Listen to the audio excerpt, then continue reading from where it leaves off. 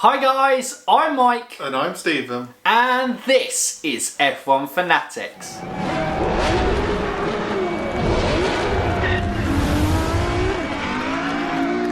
Welcome back. It's race day again here on F1 Fanatics, and it's time for another classic race review. And apparently it's time for Tara to come back into the picture as well on the channel. Yep, she always likes to make guest appearances.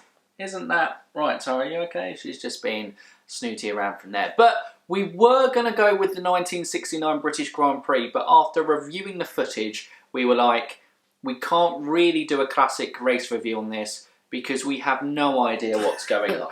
Well, they were only showing about one part of the track every 5 minutes or so, wasn't it? Yeah, it was a little bit hard to kind of distinguish what's going on. Oh, trouble up there. But we decided instead to go for the 2012 European Grand Prix, which was, of course, the Valencia Street Circuit, a circuit that was renowned not for great racing, but this actually was a great race in a great year, 2012, and someone in red might have won this race. Yeah, we have both chosen the same team top today, and you'll find out why. I think it's... well, you may already know why.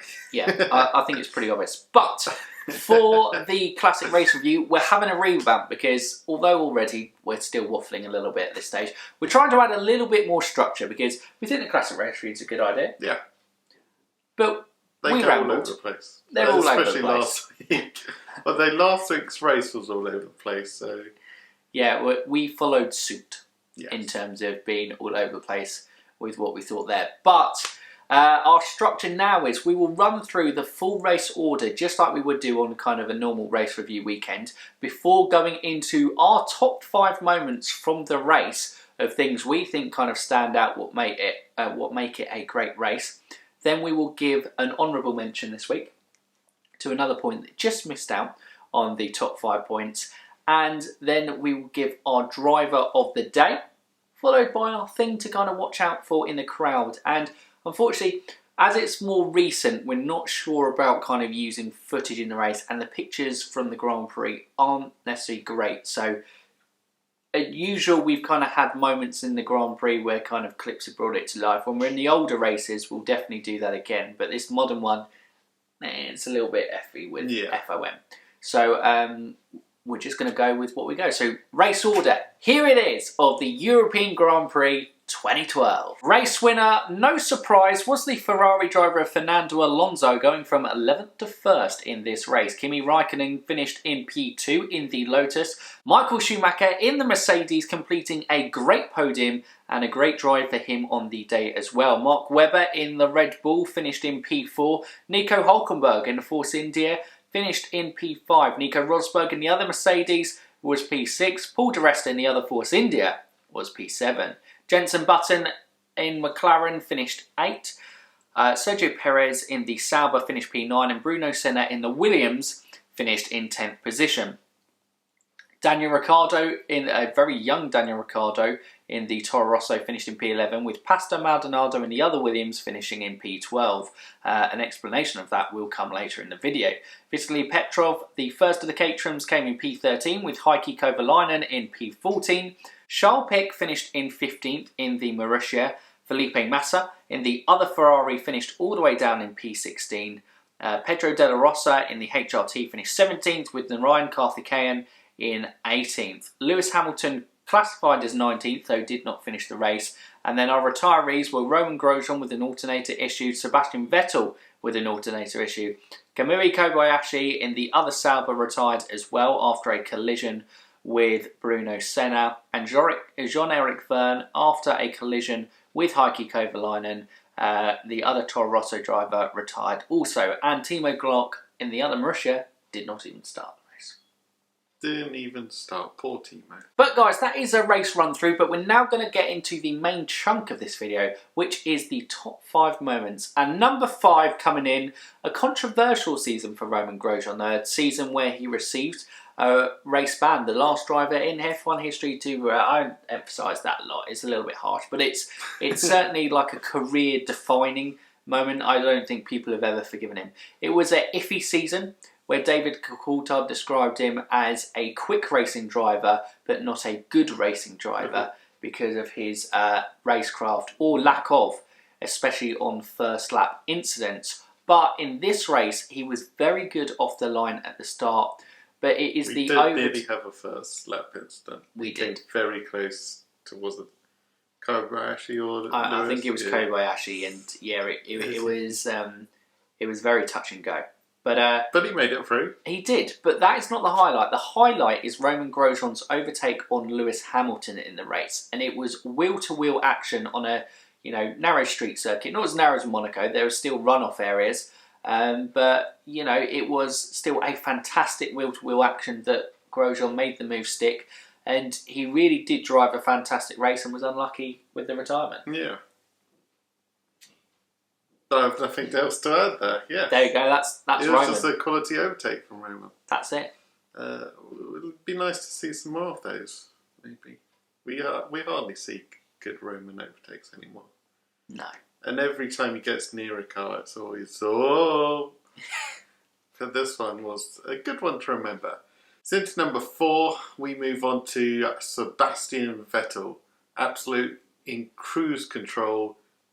Through most of the first half, through all of it. He was miles ahead of the chasing pack. Safety car came out because of a collision between Heikki Kovalainen and Jean-Eric Vergne. Yep. Their kind of tyres Came collided together and went bang. Yep. That brought out a safety car, which we'll come on to later because it was very bizarre. But then, so Vettel, everyone catches up with him, bunches all up.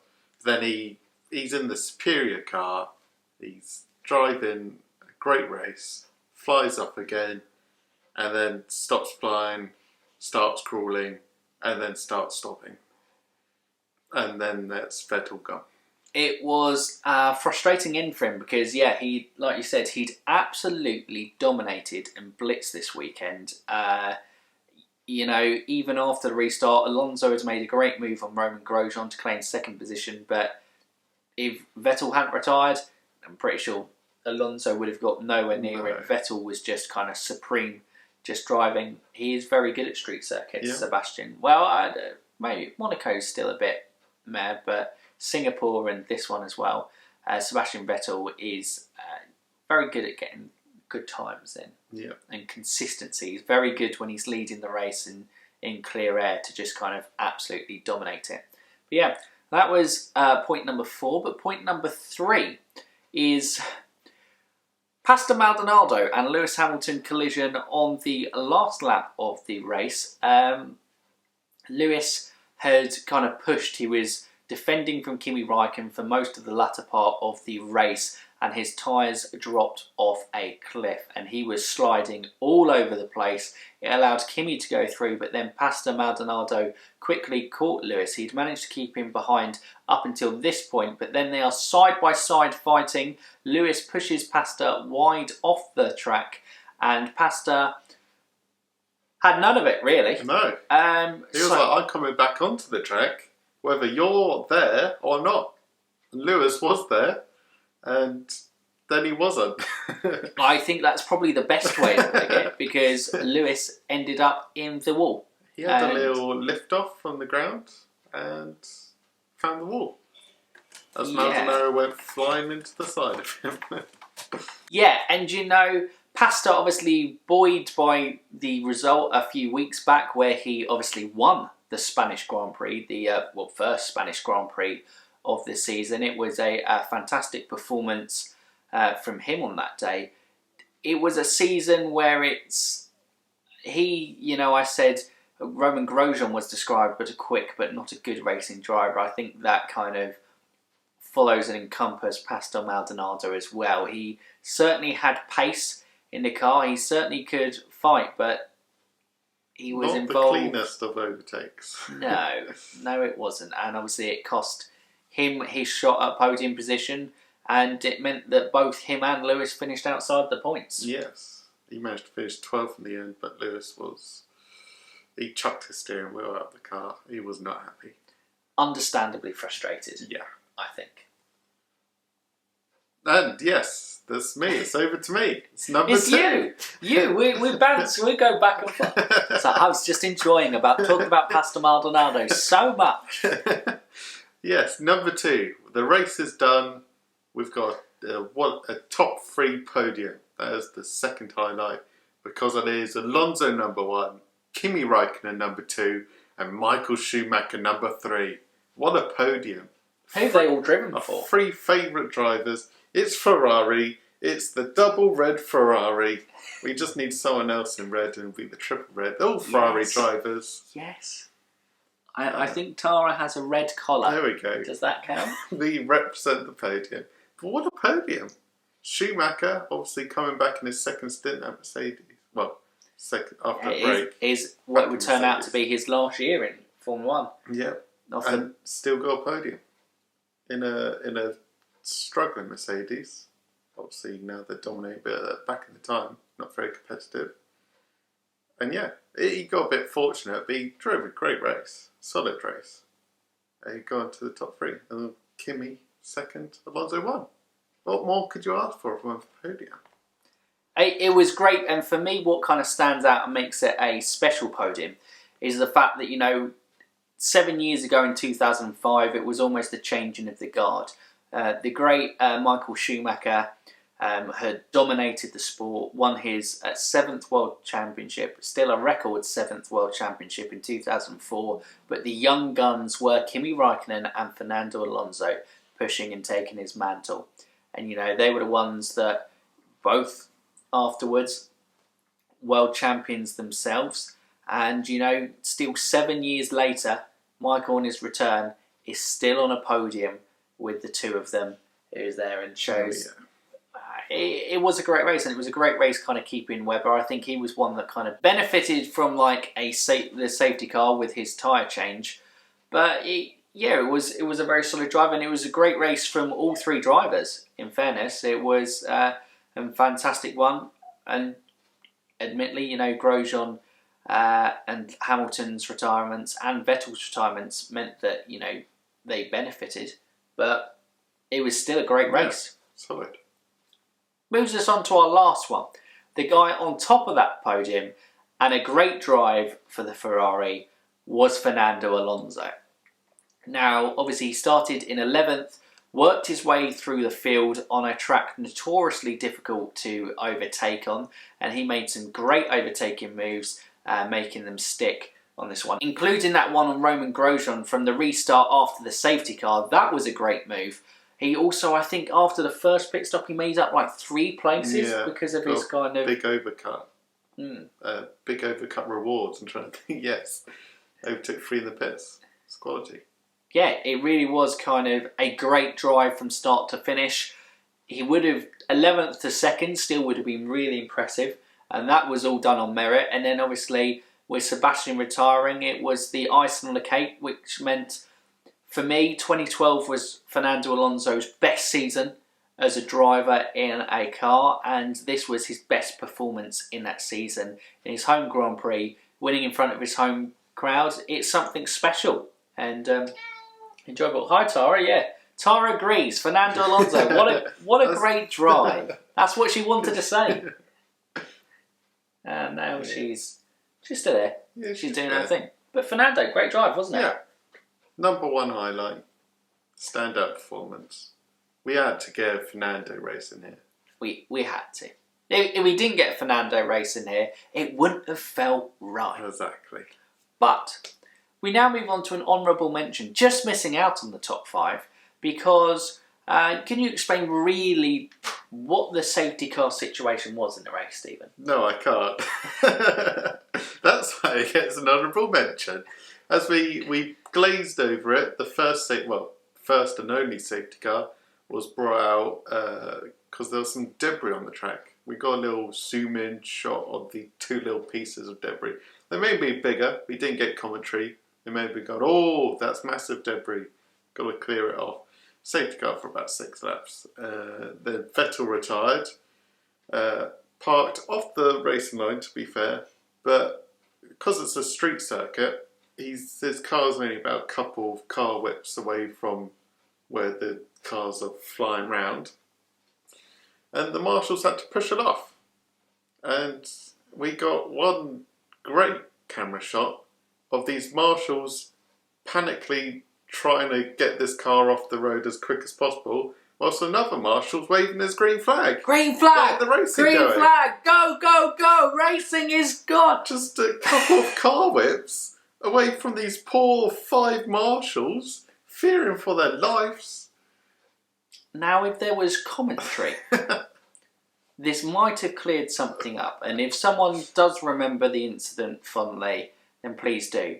But it seems absolutely freaking bizarre that guys are on track. It only takes one slight mistake. You know, in racing, it just takes a flash of a moment. You know, someone's tyre, they might get a puncture or something. And, you know, you suddenly put all those marshals' lives in danger. And it's crazy that it wasn't even a yellow flag. And then there are a couple of other collisions that seemed to create more debris and stuff than the original collision between Heikki Kovalainen and Jean-Eric Vergne, but they didn't warrant safety cars either. No. We were confused by the deployment of the safety car in this one, but yes. Yeah. What a weird one. But yeah, that is our kind of honourable mention. But driver of the day, if Sebastian Vettel had not retired, I think it would have quite comfortably been Sebastian in how he dominated the race. But he retired, so that means there's only really one winner here. Yep, it's Fernando Alonso. 11th to 1st, we said it all in his top 5 moment. That's all you need to hear about Fernando. I think Schumacher did well, but Alonso was a different level. He was, and like I said, his probably best performance of that 2012 season. Yeah. Certainly his best victory in that season. And a funny kind of moment, something a little bit daft, in terms of when you're watching the races, and especially the races without commentary, it's always fun to see something in the paddock or someone in the crowd that they've panned to. You know, an honourable mention at the start of the race, there were kind of a group of girls together, and they were just kind of, the camera panned to them, they were in one of the pit garages like, oh, it's about to start. Oh yeah. We're about to go racing. Oh yeah. But that was a funny shot. But the winner of this week's Off-Track Action Award goes to the McLaren pit crew. I believe he might have been the front right tyre jackman. With their chrome helmets. Very cool. Yeah. Very cool. But, you know, Lewis Hamilton's pit stop, after the first round of stops the safety car round of pit stops, where, you know, it allowed Fernando Alonso to get ahead of Lewis Hamilton here. It went wrong. It went wrong. Well, something with the front jack and then the front left. And I think both the front tyres, they just struggled to get on. It was a nightmare. McLaren's pit stops in 2012 were absolutely awful. But this one was one of the bad ones. 14.2 seconds that it kind of lasted. But you just have Lewis driving off and just this shot of the mechanic just going, no. And no. It is again. It's happened again. But, you know, it's something to watch out for. A little bit kind of bonus thing to go. And if you rewatch the race or you've rewatched it and you remember that moment, just go comment, just go, yes, I remember that moment. I remember that mechanic. The helmet looks cool. Intimidating, but cool. I think that's more what we wanted to mention, the cool helmet. Yeah. Yeah. Poor Lewis. It didn't really work out for him at all in 2012. But that, guys, is it. That is another classic race review done. Obviously, in this new format, let us know in the comments down below whether you enjoy this structure to the video. Do you think it's a little bit more enjoyable and kind of gives you more points to look out for in the race? We thought it added a little bit more structure. We've had a good time doing it. But anyway, comment what you thought of the race, what you thought of Fernando's performance, any things that would have made your top 5 that maybe differed to us. That would have been interesting to know. But if you're new around here, what can they do, Stephen? They can like, they can subscribe, and they can ding that bell. Ding that bell, guys. Ding that bell. Ding that bell. Is anything last from you, Tara? No. She's speechless. She's speechless. She was blown away by Alonso's performance. What a performance. Unbelievable. You said what you had to earlier in the video. Completely agree. Yeah. We'll end this now. But for now, you F1 fans, keep racing.